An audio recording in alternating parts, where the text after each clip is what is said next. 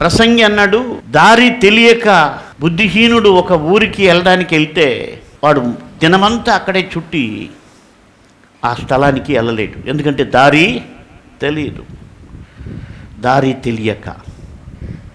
కాబట్టి దేవుని వాక్యం తెలియకపోతే విశ్వాసి జీవితం కూడా అయోమయమే.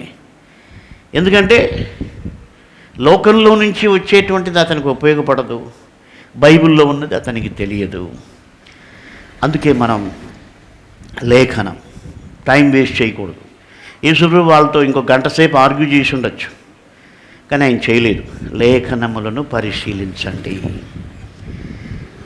అని చెప్పి ఇప్పుడు ఆ స్థలాన్ని వదిలిపెట్టి గలిలయ సముద్రం దాటి వచ్చేసాడు. అంటే వాళ్ళకు దూరంగా వెళ్ళిపోయాడు.